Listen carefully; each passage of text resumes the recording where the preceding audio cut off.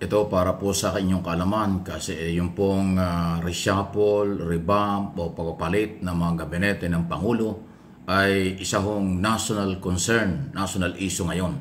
Alam ko maraming sektor sa ating lipunan, business community, pangkaraniwang mamamayan o may mga negosyo sa gobyerno nag-aabang. Kasi hindi sila makikipagtransaksyon dahil mayroong ongoing resignation or nakabinbin ang appointment. So gusto nila sigurado na yung kailang katransaksyon ng cabinet secretary o opisyal ng gobyerno ay siguradong mananatili o hindi. Dahil dyan ay masinsinan po ang pagtalakay dito. At inamin na po mismo ni Executive Secretary Lucas Bersamin na hindi ganun kadali yan, may proseso, pero ganun po man, bibilisan at hindi ito magtatagal. Ngayon daw po ongoing ito. Pakinggan po ninyo itong ilan sa naging pahayag ni Secretary Bersamin. Mabuti siya mismo nagsasalita dahil by the authority of the President ito dahil Executive Secretary. Well, si President, narinig nyo siya immediate.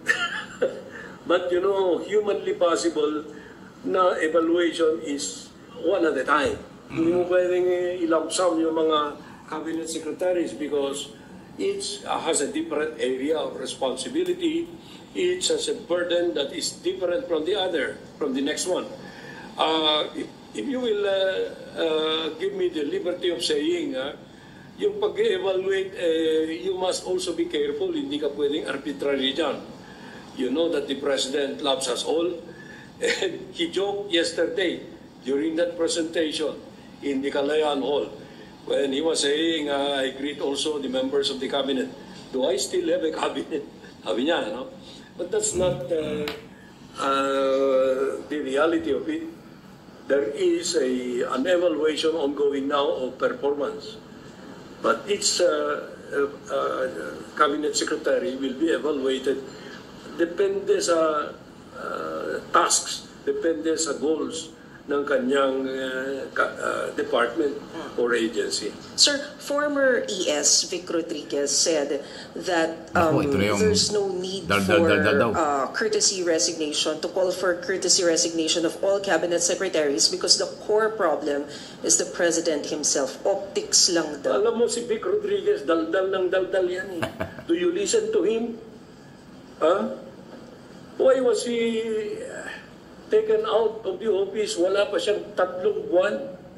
Kaya intindi Anyway, so evaluation ay tuloy-tuloy. Pati yung mga bumabati ko sinaharap na. Kasi parang ngayon mayroon ng combination between Executive Secretary Bersamin at Communication Undersecretary Attorney Claire Castro. So parehong abogado ito na nagsasalita on behalf of the President. So matitindi. May hugot. May batikos. Okay? At yan actually si Secretary Bersamin, dahil ito'y dating Chief Justice ng Supreme Court, hindi gaano nagpapa-interview ito. Pero ngayon, napipilitan na siyang humarap lalo dito sa reshuffle, revamp, pagpapalit ng gabinete dahil siya ho yung inatasan Siya ay nag-resign pero hindi tinanggap. Siya ho yung Executive Secretary by the authority of the President. Siya ho talaga ang kasama sa pag-i-evaluate dyan at pag-release ng tamang numero at tamang pangalan na mananatili at matatanggal. Pero para po sa kaalaman may mga transaksyon kasi alam ko napakarami po ng business sa gobyerno, marami pong mga private sector ang merong mga transaksyon sa pamahalaan. Huwag kayong magpapanik. Don't panic. Hindi ho mawawala yan. Kung sino po yung papalit na sekretary, palagay ko itutuloy naman kung ano yung inyong mga transaksyon na legal o walang problema. Ang magiging problema lang ng mga negosyanteng merong negosyo sa gobyerno ay kung yung kausap nyo na sekretary o opisyal naging corrupt or meron something na hiningin pabor sa inyo at naibigay nyo. Tapos pag dumating ang bagong sekretary, apektado kayo doon. Kung ayaw ng bagong sekretary yung inyong sistema, marireject yung inyong transaksyon. Yan ang malaking problema dyan. Ngayon kung mariretain yung inyong cabinet secretary yung katransaksyon, pag nalaman ng presidente na merong kalokohang ginagawa, matatanggal pa rin yan. Huwag natin kalimutan na ito pong revamp, reshuffle o pagpapalit ng gabinete, hindi po ito pwedeng ngayon lang. Sinimulan lang sa mass resignation o pinag-resign lahat. Pero pagkatapos ng evaluation at naitalaga kayo o natanggal, pag mayroong pang gagawa ng kalokohan at mabagal ang galawan, matatanggal pa rin yan. Huwag natin kalimutan ng cabinet secretary walang security of tenure. Ang lahat ng appointed o appointees, ini-appoint lang dahil sa utang na loob, dahil sa kaibigan, o kung ano man ang dahilan, lahat yan ay temporary lang. Kahit ini-appoint ka ngayong month na ito, next month, pwede ka nang tanggalin. Walang security of tenure. Alam yan ng mga cabinet secretary at mga opisyalis ng gobyernong na-appoint, nagpa-appoint, naghanap ng padrino para nagkaroon ng pwesto. Lahat yan, alam nila. Temporary lang lahat yan. Kaya doon po sa mga negosyante at mga may mga transaksyon sa gobyerno, maging maingat po kayo. Kasi parte ng reshuffle o pagbabago ay yung alleged corruption or kabagalan, walang ginagawa, or hindi na ilalatag nila yung mga gusto ng Pangulo na serbisyong totoo, direkta sa masang Pilipino sa Luzon, Visayas, Mindanao. Dahil ang Pangulo, yung ikot ng ikot sa mga probinsya, hindi lang sa inauguration ng mga project o kung anuman, kung hindi, yan ay personal ding observation at monitoring. Yan ang hindi nyo alam. Kinukonsulta ng Pangulo. Kaya nga ang Pangulo, bawat biyahe, 3-in-1. 3 mahalagang meeting, malaking events ang kanyang ginagawa sa probinsya pag-ikot niya. Doon niya nakakausap ang barangay, local official, at yung masang Pilipino, ano ang problema nila, ano at ba't hindi nakarating ang kanyang kautusan. Kanya-kanyang sumbong yan. Kaya mismo ang Pangulo ang nagkaroon ng sariling evaluation at monitoring sa kanyang pag-ikot. Yung imago nita sa isang lugar, halos araw-araw, natatapat pa yun sa aking programa sa telebisyon na live ang kanyang mga speeches sa kung saan sa probinsya. Kasi parte yon ng trabaho. Ang Pangulo hindi nagpapalamig lang sa opisina.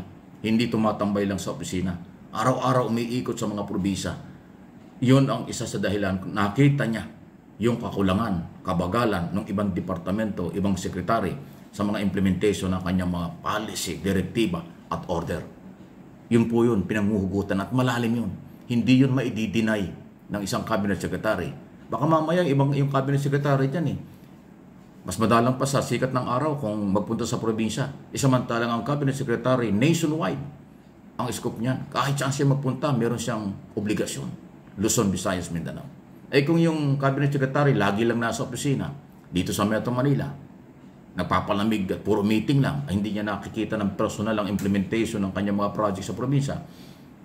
Kung binubola lang siya doon, hindi naman totoong natutuloy. At pag nagpunta ang Pangulo doon, ma-discover, wala naman Nasaan yung in-order ko? Nasaan yung program ko? Patay kang bata ka. So, yan po yung pinanghugutan ng Pangulo. Hindi sa sulat lang, hindi sa chismis lang, personal knowledge, personal observation ang ginagawa ng Pangulo. Hindi lang ito nagpapaliwanag ng Malacanang, sa totoo lang Pasintabi na sa mga nagsasalita sa Malacanang, magaling si Undersecretary Castro, pero kulang pa rin yung kanyang mga sinasabi kasi nag-iisa siya. Marami pong dapat ipaliwanag. Ako naman, dahil voluntary tayo at nagmamalas at nagmamalasakit sa gobyernong ito, sinishare ko sa inyo ang mga dapat na inyong makuhang impormasyon. At yun ang aking sariling opinion at interpretation. Yung galaw ng Pangulo sa mga probinsya, araw-araw, hindi lang yan sa project. Personal na assessment, monitoring ang kanyang ginagawa na hindi yata alam ng cabinet secretary. Naloko na, nagkabukuhan na. Kaya maging maingat. Ngayon, ongoing ang evaluation, yung magkakaroon ng pagkakataon na ma-retain at mga bagong cabinet secretary, ayan, alam na ninyo pag nadinig nyo ito. Yung pagpunta sa mga probinsya, maraming lakad yun, maraming ibig sabihin yun.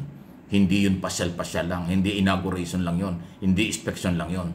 Aktual na pagsusuri kung nakakarating ang kanyang utos at ang kanyang gustong mangyari sa masang Pilipino, sa purok, barangay, bayan at syudad at probinsya. Di ba? Please comment, react, subscribe kung hindi pa.